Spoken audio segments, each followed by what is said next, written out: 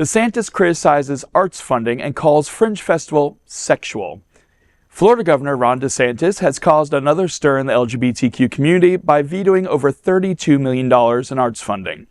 His decision dealt a severe blow to LGBTQ+ organizations, including the South Florida Symphony Orchestra, the Gay Men's Chorus of South Florida, the Stonewall National Museum, South Florida Pride Band, Plays of Wilton, and more.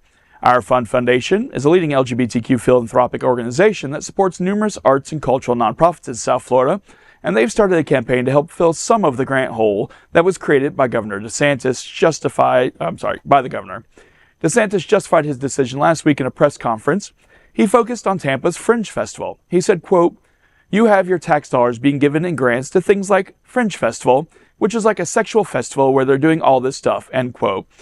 This is ridiculous. It is an attack on the arts because the arts are how you share your hopes, your dreams, your thoughts, and they don't want that. If you're not listening to what they say and thinking how they want to think, they don't want involved. The drag bands are related to this. It's all the same kind of attack. Well, we're directly affected by this in a very big way, and I want to paint a kind of a picture for everybody here tonight. The first thing is that when we go through the process of the grant, it goes back months and months and months. There's applications that are sent. Everybody sends in their proposals. 663 organizations in the state of Florida are affected by this. Wow. Whim of pushing a pen against everybody with this veto.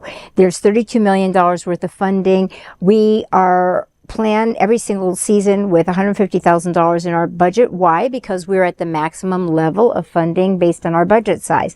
And it is the only restricted source of funding that we have to do the education program we do in the Keys, in Miami, the community outreach programs that is not restricted. So there's restricted funds, unrestricted funds. With the state, we use it to fill those needs where other things are not covered by grants. The process is then scored. And in this case, it was through the appointees that he had that approved the final allocations that went in.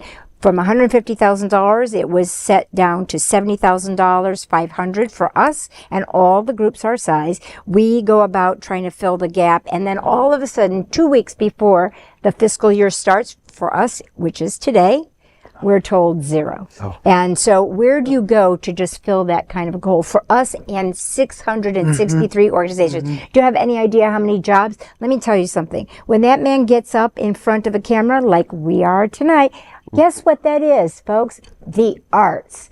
Who puts your makeup on? The makeup artist. The little campaign that you send out for your election, guess who designs it?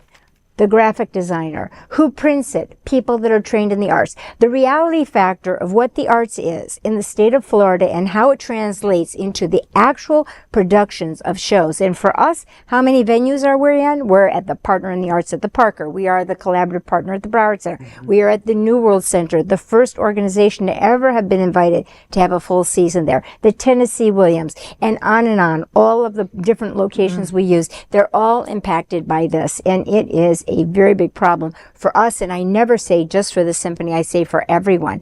And I applaud our fund for gathering their particular group of people, but we're not in it. We're gay. We happen to run the organization, but we're not a gay symphony, so we're not part of that funding stream. And people really need to understand specifically funding the groups that they're interested in, because the good of the many, we all rise together. Absolutely. And Republicans need to realize that the arts are vital for the economy in general. South Florida specifically, but Florida in general, is a huge tourism economy greatly run by the arts.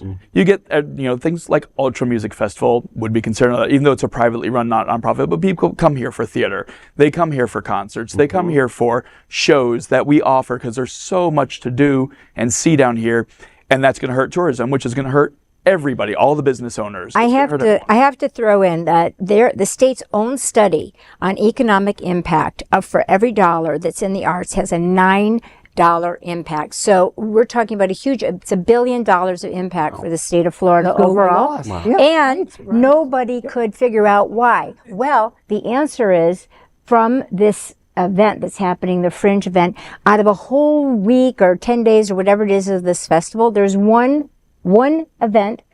They were entitled to $7,000 on their budget, $7,000 on their budget. And he nixed everything. If you want to nix something, just nix that one show.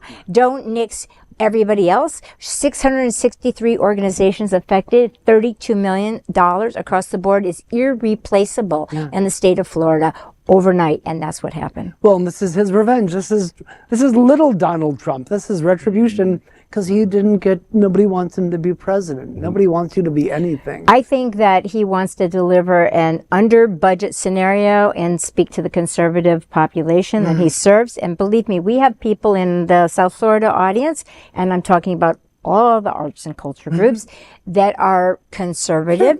And we're good. Everybody is friends. Everybody's in the same boat together. But none of them are happy about the fact that this has happened to the organizations Because that the they love arts and care are for about. everybody. Of course. It's for everyone. Of course.